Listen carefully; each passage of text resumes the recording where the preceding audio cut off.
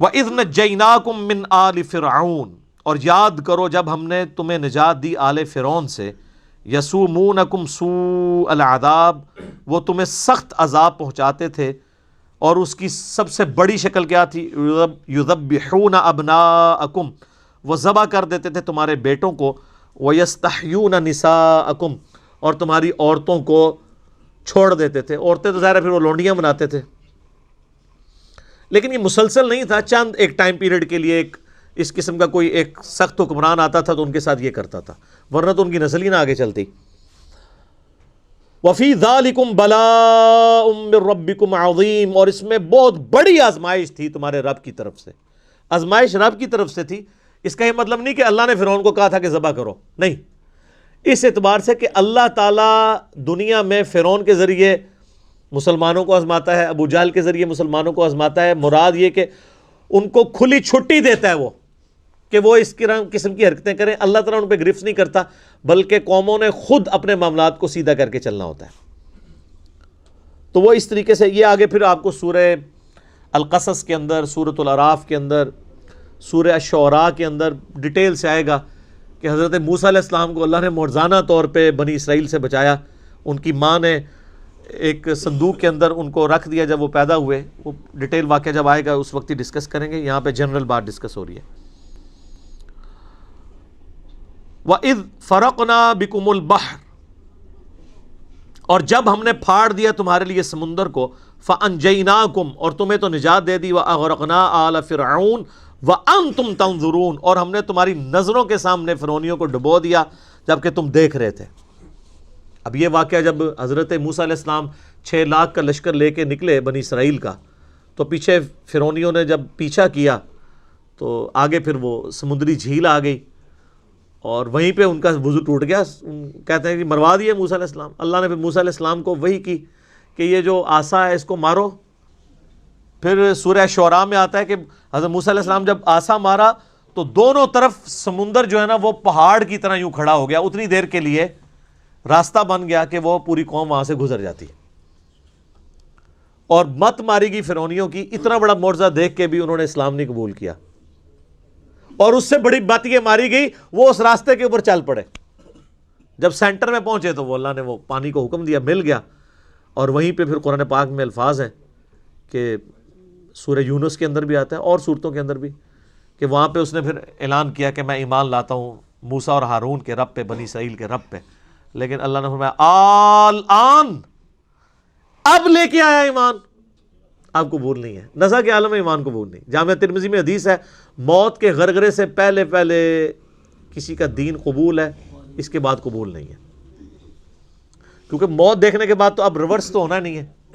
اس وقت وہ بھی ایمان لے آیا تھا، لیکن اس کا ایمان لانا اس کو نفع مند نہ ہوا۔ تو اللہ تعالیٰ فرماتا ہے کہ اتنا بڑا منظر ہم نے تمہیں دکھایا تمہارے سامنے، تمہارے بزرگوں کو، یعنی انہوں نے خود یہ منظر دیکھا کہ ان کو نجات دی اللہ تعالیٰ نے فرعون کے مقابلے کے اوپر، اور غرق کر دیا فرعونیوں کو۔ اتنا بڑا منظر دیکھ کے تو ہونا چاہیے تھا تم اپنے رب کی تعلیمات کے اوپر استقامت کے ساتھ چلتے، پیغمبر کی پیروی صحیح طریقے سے کرتے، لیکن تم نے کوئی پرواہ نہیں کی۔ اس کے بعد پھر تم نے وہی حرکتیں شروع کر دی۔ وَإِذْ نَجَّيْنَاكُمْ مِنْ آلِ فِرْعَوْنَ، اور ذرا یاد کرو جب کہ ہم نے تمہیں نجات دی تھی فرعون کی قوم سے۔ يَسُومُونَكُمْ سُوءَ الْعَذَابِ، وہ تمہیں بدترین عذاب میں مبتلا کیے ہوئے تھے۔ يُذَبِّحُونَ أَبْنَاءَكُمْ وَيَسْتَحْيُونَ نِسَاءَكُمْ، تمہارے بیٹوں کو ذبح کر ڈالتے تھے اور تمہاری عورتوں کو زندہ رکھتے تھے۔ عورتیں تو پھر ان کے کام آتی تھی، گھر میں کام کاج کے لونیاں بنتی تھی، گھروں میں ڈال دیتے تھے، لیکن لڑکوں کو، اور یہ 2 موقع پر ہوا ہے بنی اسرائیل کے ساتھ، یہ بعد میں انشاءاللہ اس کی تفصیل آئے گی۔ وَفِي ذَلِكُمْ بَلَاءٌ مِّن رَبِّكُمْ عَظِيمٌ، اور یقیناً اس میں تمہارے رب کی طرف سے تمہارے لیے بڑی آزمائش تھی۔ وَإِذْ فَرَقْنَا بِكُمُ الْبَحْرَ، اور یاد کرو جب کہ ہم نے تمہارے لیے سمندر کو پھاڑ دیا یا دریا کو پھاڑ دیا۔ یہ ایک مختلف فی بات ہے کہ کس جگہ سے کراس کیا تھا بنی اسرائیل نے ایجپٹ سے سینائی پیننسولا آنے کے لیے، جزیرہ نما سینا میں ایک رائے یہ کہ دریائے نیل کو کراس کر کے گئے ہیں، لیکن یہ بات غلط ہے، دریائے نیل تو مصر کے اندر ہے، وہ کبھی بھی مصر کی حد نہیں بنا۔ کسی کی رائے یہ ہے کہ جو خلیج سویز ہے، بحر قلزم جو ہے، ریڈ سی، وہ اوپر جا کر دو کھاڑیوں میں تبدیل ہو جاتا ہے، خلیج عقبہ مشرق کی طرف اور خلیج سویز مغرب کی طرف، اور ان کے درمیان میں یہ سینائی پیننسولا جو ہے یہ تکون ہے، جیسے ہندوستان بھارت تکون ہے، ایسے یہ پیننسولا ہے، انڈین پیننسولا، سینائی پیننسولا۔ اور یہ سویز کینال تو بعد میں بنی ہے، خلیج سویز اور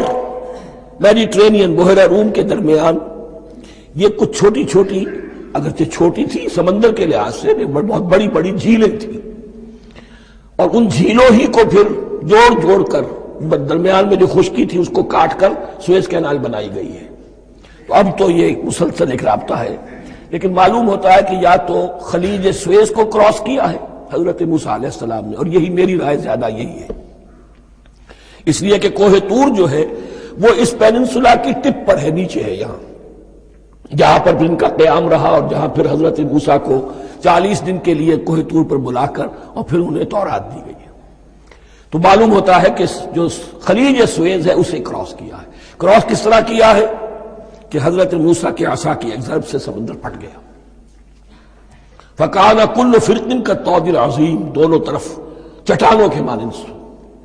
پہاڑ کی طرح جو ہے وہ سمندر کھڑا ہو گیا، اس کے راستے سے یہ نکل گئے۔ اور پھر جب فرعون اور اپنا لشکر لے کر جب آیا ہے،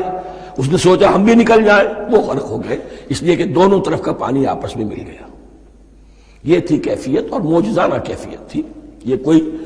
فطرت کے یا نیچر کے اصول کے مطابق بات نہیں تھی، اور میں عرض کر چکا ہوں، آپ کو بتا چکا ہوں معجزہ کسے کہتے ہیں۔ وَإِذْ فَرَقْنَا بِكُمُ الْبَحْرَ فَأَنْجَيْنَاكُمْ، جب ہم نے تمہارے لیے یا تمہارے ساتھ سمندر کو پھاڑ دیا، تمہارے لیے، تمہارے گزرگاہ بنانے کے لیے، تو تمہیں تو نجات دے دی۔ وَأَغْرَقْنَا آلَ فِرْعَوْنَ وَأَنْتُمْ تَنظُرُونَ، اور تمہاری نگاہوں کے سامنے فرعون کے لاؤ لشکر کو غرق کیا، تم دیکھ رہے تھے، یہ گزر چکے تھے، اس ساحل پر کھڑے ہیں، ادھر سے یہ داخل ہوئے ہیں، اور پانی دونوں طرف سے آ کر مل گیا اور یہ غرق ہو گئے۔